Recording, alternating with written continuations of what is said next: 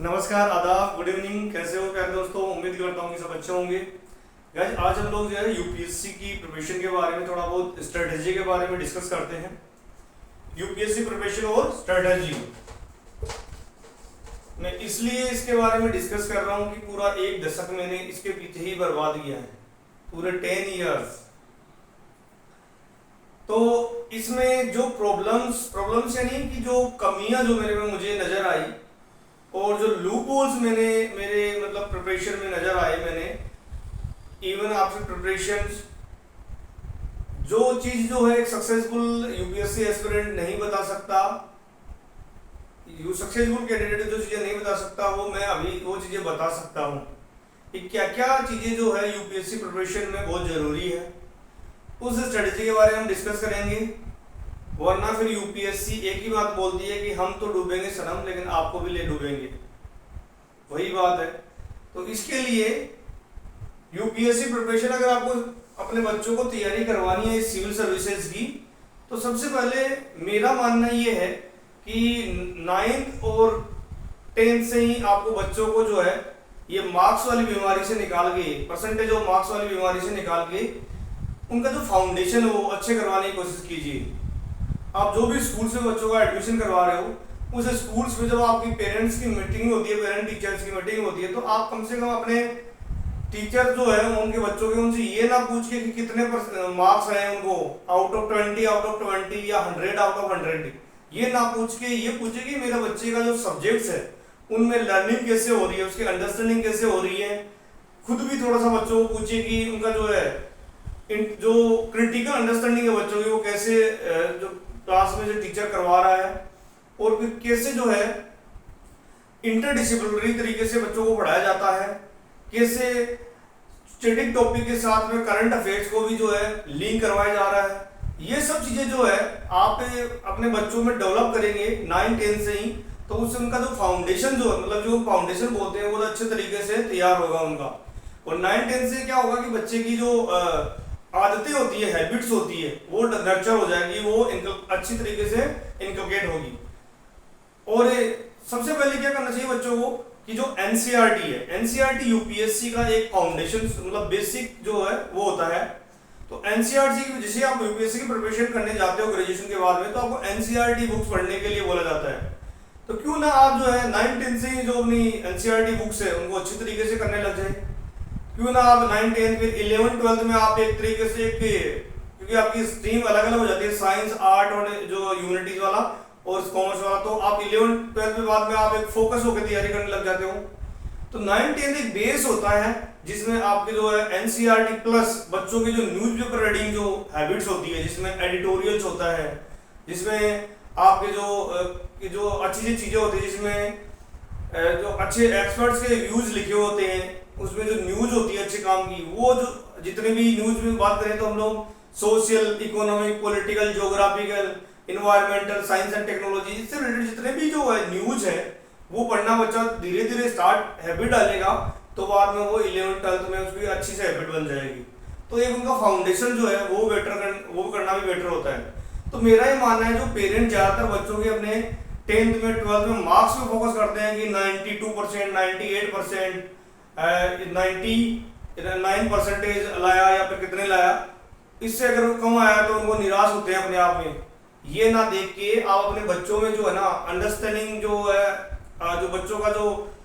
Critical जो faculty है, मतलब दिमाग जो है क्रिटिकल तरीके से क्वेश्चन पूछने का, वो नर्चर करने की कोशिश कीजिए।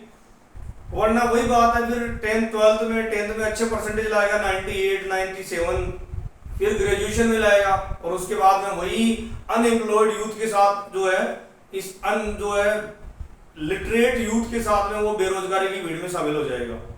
तो ये करने के बजाय बच्चों को चाहे परसेंटेज आप के बच्चों को 60-70 परसेंटेज आए, लेकिन फिर भी बच्चों का जो है जो फाउंडेशन जो है, जो ह्यूमैनिटीज की बात करूं मैं, तो ह्यूमैनिटीज में सब्जेक्ट की रट्टा मारने का जो हमारा सिस्टम है, मेमोराइजेशन बेस्ड सिस्टम होता है, उसके ऊपर पूरी तरीके से उसको डिस्ट्रॉय कर देना चाहिए, और उसके बजाय जो है अंडरस्टैंडिंग वाला सिस्टम जो है वो नर्चर करवाना चाहिए अपने बच्चों को। अब बात करूं मैं, फॉर एग्जाम्पल अभी रिसेंटली यूपीएससी का पेपर आया, तो यूपीएससी का प्रीलिम का पेपर देख के सब लोग चौंक गए थे, जिनकी तैयारी की थी, कोचिंग्स वालों ने तैयारी करवाई थी। तो किसी के भी क्वेश्चंस जो है कंटेंट में नहीं आए। कारण क्या था? क्योंकि यूपीएससी अभी जो अप्लाइड, जो एप्लीकेशन बेस्ड जो है क्वेश्चन पेपर तैयार कर रही है, अप्लाइड नॉलेज जो है वो बच्चों का चेक करना चाह रही है, चाहे वो केस स्टडी बेस्ड हो, चाहे अप्लाइड नॉलेज का हो। और उसके लिए आपको जरूरत होगी कि बच्चों को उस लेवल के लिए 9-10 के बाद बात करें तो 11-12 से इन बच्चों को, स्पेशली 9-10 का जो इंट्रोडक्टरी स्टेज होता है, और 11-12 में उनको फुल्ली उसी फील्ड के लिए तैयार करना। और अगर बात करें यूपीएससी प्रिपरेशन में, तो मुझे ये लगता है कि यूपीएससी प्रिपरेशन में 11th-12th और first year, second year, third year, 4 और 5 ईयर जब बच्चों को मिलते हैं प्रिपरेशन में, तो उसके बाद में उनको कम से कम जो ज्यादा से ज्यादा सिर्फ 1 और 2 अटेम्प्ट्स, अप्रोक्सीमेटली 2 अटेम्प्ट्स जो यूपीएससी के देने चाहिए। इसके बाद में अगर यूपीएससी नहीं होता है तो वहां से उसको दूसरी साइड में डाइवर्ट कर लेना चाहिए और एक कोई सा भी एक छोटा जॉब लेना चाहिए, चाहे वो स्टेट गवर्नमेंट का हो, चाहे सेंट्रल गवर्नमेंट का हो। एक दूसरा जॉब लेने के बाद में वो आप अपनी यूपीएससी की प्रिपरेशन कंटिन्यू कर सकते हो। अदरवाइज आपका जो है फाइनेंशियल रिस्क भी आगे जा सकती है, फैमिली आपको फ्यूचर में सपोर्ट नहीं करेगी। दूसरा मेन फैक्टर होता है आपकी एज फैक्टर। आपका जो 20 to 30 का जो एज होती है वो ऐसे निकल जाती है इसी यूपीएससी प्रिपरेशन में। होता कि ज्यादातर बच्चे जो है यूपीएससी की तैयारी में मुखर्जी नगर, राजेंद्र नगर जाते हैं और जाने के बाद में वहां पे अपने आप को सेंसा, कलेक्टर, डीएम समझते हैं तैयारी के साथ में ही। जब उनको कोई बोले 1 या 2 अटेम्प्ट देने के बाद में कि आप दूसरी प्रिपरेशन करने लग जाओ, दूसरी चाहे टीचर की हो या कोई दूसरी स्टेट की हो, तो वो समझते हैं नहीं हम तो यूपीएससी ही करेंगे, इसके अलावा करेंगे नहीं। और इसके बाद में उनका प्री लगता है, फिर किसी का प्री नहीं होता है, किसी का मेंस नहीं होता है और किसी का जो इंटरव्यू नहीं होता है, फिर वो दूसरा साइकिल स्टार्ट होता है। ऐसे 1 year, 2 year, 3 year, 4 year, 5 year ऐसे करते करते बच्चों को तब पता चलता है स्टूडेंट्स को, जब उनका फाइनल अटेम्प्ट एडजस्ट हो जाते हैं, तब वो पता लगता है कि मेरी एज चली गई और उसके बाद उनकी एनर्जी नहीं बचती प्रिपरेशन के लिए। तो यूपीएससी की प्रिपरेशन अर्ली स्टार्ट जो बोलते हैं हम लोग, 9-10 को जैसे करंट अफेयर्स बच्चों को पढ़ाने की आदत डलवाना, इसके बाद एनसीईआरटी का फाउंडेशन, क्रिटिकल क्वेश्चन पूछने की आदत होना, और जो भी जो टॉपिक्स पढ़ाए जाते हैं उनके सोसाइटी, सोशल, पॉलिटिकल और इकोनॉमिक एंड इन्वायरमेंटल जितने भी ये जो डोमेन है, इनमें इसका रिलेवेंस क्या है इन टॉपिक्स का, वो चीजें भी जो है हम उन बच्चों को, अपने बच्चं को तैयार करवाए, चाहे वो स्कूलिंग में हो, स्कूल के थ्रू हो या घर पे हो या कहीं पे भी, जो बच्चों को क्वेश्चन पूछने। और मेरी बच्चों से एक ही जो मेरी अपील है कि सबसे पहले आप क्वेश्चन करने की कोशिश जो है आदत डालिए, क्वेश्चंस पूछिए, क्रिटिकल क्वेश्चंस पूछिए टॉपिक्स के ऊपर। बहुत सारे जो डायमेंशन निकल के आते हैं हर टॉपिक के ऊपर, तो आप कुल जरूर क्वेश्चन पूछते हो, जैसे यूटोपियन क्वेश्चन पूछते हो, तो वो भी आगे जाके फिर आपका एक अच्छा आइडिया बन जाता है और आइडिया बनने के बाद में वो आपको उसका प्रैक्टिकली इंप्लीमेंटेशन हो सकता है। तो आप हमारा एजुकेशन सिस्टम जो है ये यूपीएससी और जितने भी स्टेट बॉडीज है अभी धीरे धीरे अप्लाइड नॉलेज की तरफ जा रही है, बिहेवियर नॉलेज की तरफ, कि कैसे वो जो है ऐसे रिस्क को जो और आगे जाके हैंडल करेंगे as administrator, as a bureaucrat, और कैसे जो है वो अपनी ये केस स्टडी क्यों देती है एग्जाम में। केस स्टडी जो एग्जाम बॉडीज इसलिए देती है कि जितनी भी एग्जाम बॉडीज की, so that they can handle that adverse circumstances in the future. That's why UPSC preparation के लिए जो है स्कूलिंग जो है वो एक स्टार्टिंग जो है बेस्ट मीडियम माना जा सकता है और वहीं से स्टार्ट होनी चाहिए बच्चों की। तो गाइस आज के लिए हम लोग थोड़ा इतना ही करेंगे। और अगर आपको यूपीएससी में ज्यादातर ये सोचना है कि मुझे बर्बाद ही होना है, तो फिर यूपीएससी के अटेम्प्ट पर अटेम्प्ट देते रहिए बिना कुछ और एग्जाम की तैयारी करते हुए। और अगर आपको करना है तो स्टार्टिंग में 1 और 2 अटेम्प्ट दीजिए फुल प्रिपरेशन के साथ में ग्रेजुएशन के बाद में, और स्टार्ट कर लीजिए वो 9-10 से स्टार्टिंग इंट्रोडक्शन कर दीजिए पर थोड़ा थोड़ा बेसिक्स का, और 11-12 से आपकी जो बेसिक्स का जो एनसीईआरटी प्लस करंट अफेयर्स के हैबिट्स, आजकल 60-70% questions are asked from the current affairs. तो करंट अफेयर्स भी बहुत इंपॉर्टेंट रोल प्ले करते हैं, और वो स्टैटिक टॉपिक के साथ में पढ़िए आप उनको इंटरलिंकिंग करके, वो इंटरडिसिप्लिनरी पढ़िए। फॉर एग्जांपल कोई टॉपिक ज्योग्राफी का है तो उसको पॉलिटिकल साइंस में, पॉलिटिकल में क्या रिलेवेंस है उसका ज्योग्राफी में क्या रिलेवेंस जो है, इकोनॉमी में क्या रिलेवेंस है उसका, जो सोशल इश्यूज में क्या रिलेवेंस है उसका,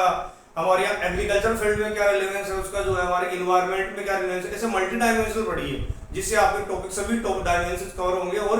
आप जो है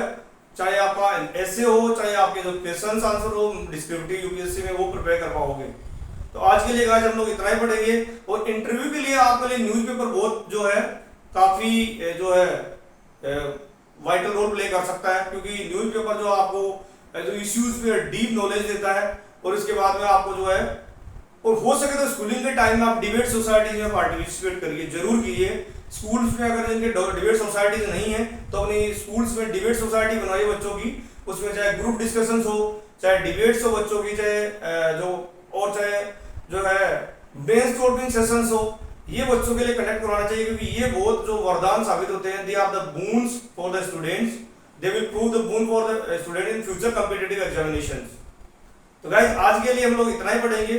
कल अगली जो लेक्चर होगा उसमें हम लोग जो है इस यूपीएससी स्ट्रेटजी के बारे में और डिस्कस करेंगे, क्योंकि मैंने भी यूपीएससी के पूरे 4 मेंस दिए हुए हैं, और इसके बाद में मैंने आरपीएससी के भी, आरएस भी दिया था, अभी असिस्टेंट प्रोफेसर के एग्जाम से भी दी थी मैंने, जेनेट जेआरएफ पॉलिटिकल साइंस में पीएचडी परस्यू कर रहा हूँ। तो ये पूरा नॉलेज मुझे इसलिए हुआ कि हम लोग लेट स्टार्टर थे, हम लोगों को 11 12 में 9 10 में कोई बताने वाला नहीं था। हम लोग ग्रेजुएशन के बाद में स्टडी तैयारी की, तब तक बहुत सारी एज निकल चुकी थी। तो आज के लिए इतना डिस्कस करेंगे, कल हम लोग और नए इश्यूज मतलब जो है इस यूपीएससी के जो नई स्ट्रेटेजी के साथ में डिस्कस करेंगे। तब तक के लिए थैंक यू, धन्यवाद।